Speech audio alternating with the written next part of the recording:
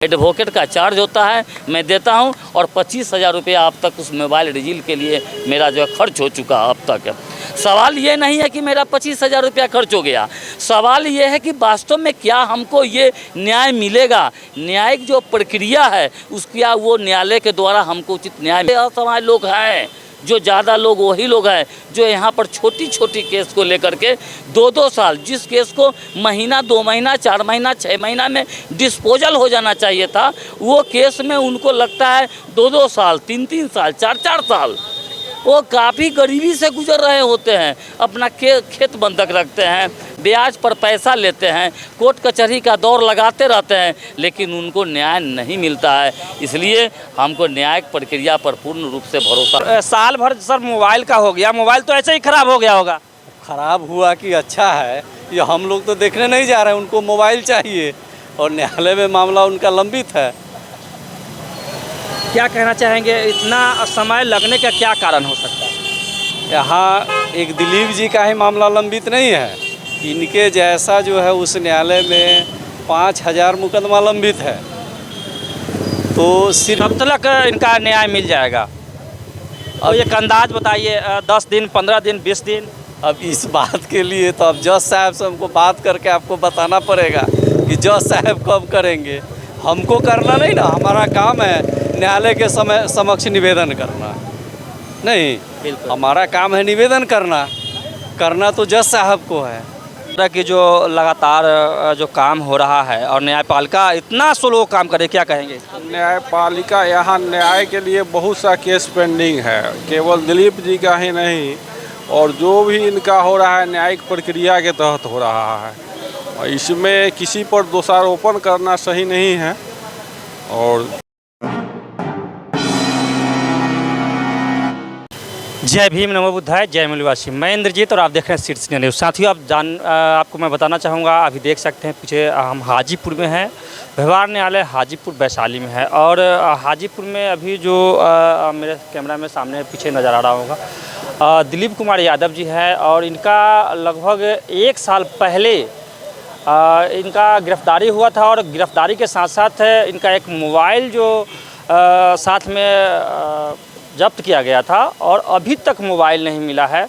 और क्या कारण है कि अभी तक नहीं मिला है, समझ सकते हैं इसे कि देश में जो न्यायपालिका है, न्यायपालिका के रूप में जो काम कर रहे लोग आखिर में कहाँ तक के किस तरीके से काम कर रहे हैं कि आज तक के इनको ये मोबाइल के लिए न्याय नहीं मिल पाया। तो सोच सकते हैं कि देश में जो SC OBC के लोग हैं उनको ऊपर क्या बीतता होगा और उनको कैसे न्याय मिलता है, इस चीज़ से आप समझ सकते हैं। हाँ, दिलीप जी से जानेंगे कि आखिर में अभी तक मोबाइल इनको क्यों नहीं मिला, क्या कारण है।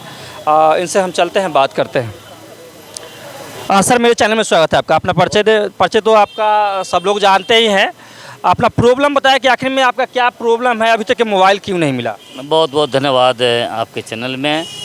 देखिए, अभी ये जो मैं जो खुद झेल रहा हूँ, इससे लगता है कि नहीं वास्तव में आम जनता के साथ, आम गरीबों के साथ क्या परेशानी हो रही है। पूरे न्यायिक व्यवस्था चरमरा चुका है इस देश के अंदर। मैं अपने ऊपर झेल रहा हूँ, मैं अपनी बात बता रहा हूँ। ये पिछले वर्ष 27/7/2022 को IT सेल के तहत एक मुकदमा हमारे ऊपर दर्ज हुआ था और उसमें 27/7 को हमारी मोबाइल जब्त की गई थी। मैं जेल गया और जेल से मैं 38 दिन बाद मैं जेल से बाहर आया। जब मैं जेल से बाहर आया तो न्यायिक व्यवस्था में ये प्रक्रिया है कि जब वो मुजरिम का, अभियुक्त का जब बेल हो जाता है तो बेल के बाद उसकी गाड़ी है या मोबाइल है या अन्य कोई भी अगर वाहन है तो उसको पेपर को, डॉक्यूमेंट्स को देखते हुए उसको रिलीज कर दिया जाता है।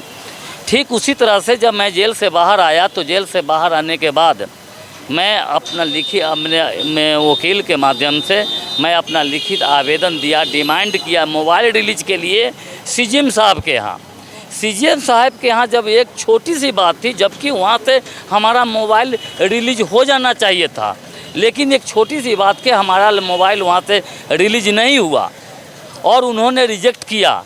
CGM साहब के द्वारा रिजेक्ट किया गया और रिजेक्ट होने के बाद कुछ लोग होते हैं कि उसको वहीं छोड़ देते हैं, चूँकि 8-10 हज़ार 12 हज़ार रुपये की मोबाइल होती है, उसको छोड़ देते हैं। लेकिन नहीं, मुझे न्याय मिले, मुझे न्याय पर भरोसा था और मुझे न्याय मिले, न्याय की जो प्रक्रिया है उसके तहत मैं डिस्ट्रिक्ट जज साहब के यहाँ मैं फाइल किया और डिस्ट्रिक्ट जज साहब के यहाँ गया तो वहाँ पर मंथ एक महीना पर डेट दिया गया। वहाँ पर वो इन्फॉर्मेंट को कॉल किया गया, कभी LCR डिमांड किया गया। इस तरह से प्रक्रिया उसको करते करते पूरे के पूरे 1 साल बीत गए और 1 साल बीतने के बाद जब वो बहस पर आया, जब सारी प्रक्रिया पूरा हो गया, जब बहस पर आया डिस्ट्रिक्ट जज साहब का, तो डिस्ट्रिक्ट जज साहब ने उस केस को बाइज्जत ट्रांसफ़र कर दिया ADJ 2 में। जब फाइनल पर आया तो ADJ 2 में ट्रांसफ़र किया गया और ADJ 2 में आज ये तीसरा मतलब जो है डेट है और अभी भी यहाँ वो प्रक्रिया हमारा लंबित है। तरह तरह का उलझाया जाता है। हमको ये है कि मोबाइल मुश्किल से 8-10 हज़ार रुपये की मोबाइल होगी, लेकिन 8-10 हज़ार रुपये की मोबाइल और हमारा अभी तक 25 हज़ार रुपया लमसम सीनियर और जूनियर जो एडवोकेट का चार्ज होता है मैं देता हूं और 25 हज़ार रुपया अब तक उस मोबाइल रिजील के लिए मेरा जो है खर्च हो चुका अब तक। सवाल ये नहीं है कि मेरा 25 हज़ार रुपया खर्च हो गया, सवाल ये है कि वास्तव में क्या हमको ये न्याय मिलेगा, न्यायिक जो प्रक्रिया है उसका वो न्यायालय के द्वारा हमको उचित न्याय मिलेगा। उस न्याय के लिए मैं भटक रहा हूँ, लेकिन आज तक मुझे न्याय नहीं मिला। न जाने कितने लोग हैं ऐसे, यहाँ जितने भी है ज़्यादा गरीब गुरबे असहाय लोग हैं, जो ज़्यादा लोग वही लोग हैं जो यहाँ पर छोटी छोटी केस को लेकर के 2-2 साल, जिस केस को महीना 2 महीना 4 महीना 6 महीना में डिस्पोजल हो जाना चाहिए था, वो केस में उनको लगता है 2-2 साल 3-3 साल 4-4 साल। वो काफ़ी गरीबी से गुजर रहे होते हैं, अपना खेत बंधक रखते हैं, ब्याज पर पैसा लेते हैं, कोर्ट कचहरी का दौर लगाते रहते हैं, लेकिन उनको न्याय नहीं मिलता है। इसलिए हमको न्यायिक प्रक्रिया पर पूर्ण रूप से भरोसा उठ चुका है पूरे देश के अंदर। चूँकि मेरे ऊपर जो बीत रहा है मैं झेल रहा हूँ, हमारे जैसे हज़ारों और लाखों लोग हैं कि दर दर भटक रहे हैं, लेकिन उनको न्याय समय से न्याय नहीं मिल रहा है। यही है इस देश की न्यायिक व्यवस्था। मैं काफ़ी क्षुब्ध हूँ, मैं क्षुब्ध हो चुका हूँ कि पूरा 1 साल हमारा होने वाला है, 27/7 को 1 साल हो जाएगा हमारा, और 1 साल के अंदर आज तक मेरा मोबाइल रिलीज नहीं हुआ, जबकि सारे डॉक्यूमेंट्स पूरा हो चुके हैं। उसको तरह तरह के घुमाया जाता है, पेड़ पार किया जाता है और इस तरह से करके टाल मटोल किया जाता है। जगह जगह पैसे की मांग होती है, कहीं पेशकार को देने की बात होती है पैसा, तो कहीं एडवोकेट तो आते हैं तो काम करते हैं तो उनको पैसा तो चाहिए ही, उनको पैसा देना पड़ता है, कहीं प्यून को देना पड़ता है, वो जगह बिल्कुल आने जाने में पैसा जो है खर्च होता है। तो अगर मैं हिसाब जोड़ूँ तो 25 हज़ार रुपया, ये 8-10 हज़ार रुपये की मोबाइल के लिए मेरा 25 हज़ार रुपया अब तक खर्च हो चुका है। लेकिन अभी भी हमको भरोसा ये है कि शायद ये न्याय मिल पाएगा कि नहीं मिल पाएगा, मेरा मोबाइल रिलीज हो पाएगा कि नहीं पाएगा, इस पर भी अभी भी संदेह है कि रिलीज हो पाएगा कि नहीं। इसलिए मैं आपके चैनल के माध्यम से ये चाहता हूँ कि नहीं, वास्तव में न्यायिक व्यवस्था इस सरकार की मजबूत हो और कम से कम गरीबों को जल्द से जल्द कम समय में उसको न्याय मिले, ताकि कम से कम उसको जान माल की जो धन की क्षति होती है उस पर उसको बरकरार रह सके। यही है हमारी कहना है। बहुत बहुत धन्यवाद।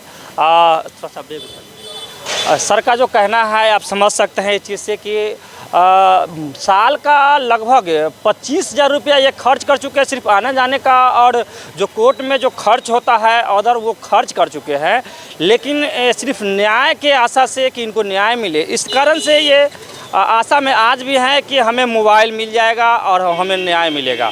मोबाइल तो ऐसे भी साल भर के बाद मोबाइल ख़राब हो चुका होगा, लेकिन फिर भी न्याय की एक आशा लेकर के आज भी कोर्ट की चक्कर लगा रहे हैं। और हमारे साथ अभी इनका जो केस देख रेख कर रहे हैं सर है मेरे साथ, उनसे हम जानने की कोशिश करेंगे। पहले उनका परिचय जानेंगे, उसके बाद इनसे हम जानेंगे कि आखिर में क्या लगता है, वो भी हम जानने की कोशिश करेंगे कि क्या न्याय मिल पाएगा कि नहीं। सर मेरे चैनल में स्वागत है, अपना परिचय दे दें। धन्यवाद। राम प्रवेश पटेल नाम हुआ, अधिवक्ता है, सिविल कोर्ट हाजीपुर। क्या कहना चाहेंगे सर, अभी तक जो दिलीप जी का मोबाइल नहीं मिला है, क्या लगता है कब तक मिल जाएगा? अभी तो मुश्किल है, न्यायिक प्रक्रिया में चल रहा है, मिलेगा ही। तो सर साल भर सर मोबाइल का हो गया, मोबाइल तो ऐसे ही ख़राब हो गया होगा। ख़राब हुआ कि अच्छा है ये हम लोग तो देखने नहीं जा रहे हैं, उनको मोबाइल चाहिए और न्यायालय में मामला उनका लंबित है। क्या कहना चाहेंगे, इतना समय लगने का क्या कारण हो सकता है? यहाँ एक दिलीप जी का ही मामला लंबित नहीं है, इनके जैसा जो है उस न्यायालय में 5000 मुकदमा लंबित है। तो सिर्फ इन्हीं का मुकदमा न्यायालय देखने के लिए नहीं ना, सब लोगों का मुकदमा देखना है उनको। अब विलम्ब हो रहा है तो होगा ही, तो न्याय तो मिलेगा ही। ऐसा थोड़े है कि इनको जानबूझ करके इनके मुकदमा को कोर्ट द्वारा विलम्ब किया जा रहा है, ऐसा नहीं है। कब तक इनका न्याय मिल जाएगा?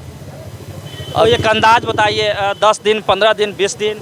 अब इस बात के लिए तो अब जज साहब से हमको बात करके आपको बताना पड़ेगा कि जज साहब कब करेंगे। हमको करना नहीं ना, हमारा काम है न्यायालय के समक्ष निवेदन करना। नहीं, बिल्कुल। हमारा काम है निवेदन करना तो जज साहब को है। तो अब जज साहब ही बता पाएंगे ना कि कितना दिन में करेंगे। बिल्कुल बिल्कुल सर की बात को आप समझ सकते हैं। वकील जो होते हैं, वो सीनियर वकील हो या जूनियर वकील हो, वकील जो होते हैं ये जज साहब के यहाँ जाकर के निवेदन करते हैं और निवेदन करते हैं कि इनका जल्द से जल्द काम किया जाए। लेकिन काम जो है कि न्यायपालिका जो न्याय जज जो करते हैं न्याय, उनको करना होता है, उनको एक्शन लेना होता है कि आखिर में कितना जल्दी काम अगला का कितना जल्दी न्याय मिलेगा, वो अगला के ऊपर डिपेंड करता है। तो कहीं ना कहीं जज साहब को ये सोचना चाहिए कि आखिर में एक मोबाइल के कारण इतना दिन दौड़ाना, तो समझ सकते हैं कि SC ST OBC जैसे सर के बोले कि 5000 केस, तो समझ सकते हैं कि SC ST OBC के ऊपर जो केस मुकदमा होता है वो कितना लंबा चलता है और कितना उसको बर्बाद पैसा करना पड़ता है केस मुकदमे में, आप समझ सकते हैं। तो देश की अगर न्यायपालिका अगर सही मायने में अगर ईमानदारी से काम करे तो SC ST OBC के ही लोग के ही नहीं, चाहे भारत के तमाम जो नागरिक है उनको न्याय मिलने में काफ़ी सुविधा होगा अगर न्यायपालिका ईमानदारी से काम करे। तो आगे हम कहना चाहेंगे कि अभी एक और हैं साथ में, इनको जो साथ में केस को देख रेख करते हैं, सर से भी हम जानने की कोशिश करेंगे। सर अपना परिचय दे दें। प्रमोद कुमार तरुण, अधिवक्ता। क्या कहना चाहेंगे सर, इस तरह की जो लगातार जो काम हो रहा है और न्यायपालिका इतना स्लो काम करे, क्या कहेंगे? न्यायपालिका यहाँ न्याय के लिए बहुत सा केस पेंडिंग है, केवल दिलीप जी का ही नहीं, और जो भी इनका हो रहा है न्यायिक प्रक्रिया के तहत हो रहा है। और इसमें किसी पर दोषारोपण करना सही नहीं है, और हम तो यही कहेंगे कि जो भी हो रहा है न्यायिक प्रक्रिया के तहत हो रहा है। तो न्याय प्रक्रिया आखिर में इतना लंबा समय सर, एक केस में, छोटा सा केस में अगर इतना समय लगेगा तो और केस में तो बहुत लंबा समय लग रहा है। यह एक महज संयोग होता है, किसी केस का डिस्पोजल तुरंत हो जाता है, किसी का कुछ कारणवश होता है ट्रांसफ़र के, इस कोर्ट से उस कोर्ट ट्रांसफ़र हो गया, कुछ लंबित कुछ हो गया, इस सब कारण से भी लंबित होता है। बहुत सा डॉक्यूमेंट्स मंगाना पड़ता है, बहुत सा कंप्लायंस करना पड़ता है, इसी सब कारणों से सब लंबित होता है। चलिए बहुत धन्यवाद। आगे हम कहना चाहेंगे कि सर से जो बात किए या दिलीप जी से जो बात किए, आपको कैसा लगा, क्या लगता है कि देश का जो न्यायपालिका है कितना सहजता से काम कर रहे हैं, कितना जो है कि ईमानदारी से काम कर रहे हैं, इस पर कमेंट के माध्यम से आप ज़रूर बताएं। अगर मेरे चैनल पर आते हैं, वीडियो वेरीफाई करते हैं, अगर जो इस तरह की वीडियो लेकर के आते हैं, वीडियो अगर अच्छा लगता है तो आप चैनल को सब्सक्राइब करें, वीडियो को लाइक करें, कमेंट जरूर करें, और फेसबुक पेज से देखते हैं फेसबुक पेज को भी फॉलो जरूर करें, उस पर भी कमेंट जरूर करें। जय भीम, नमो बुद्धाय, जय मूल्यवासी, धन्यवाद। शीर्ष न्यूज़ का वीडियो को ज़्यादा से ज़्यादा लाइक करें, कमेंट्स करें और ज़्यादा से ज़्यादा शेयर करें, चैनल को सब्सक्राइब करें और बेल आइकन ऑल सेलेक्ट करें ताकि आपको वीडियो मिलता रहे। धन्यवाद।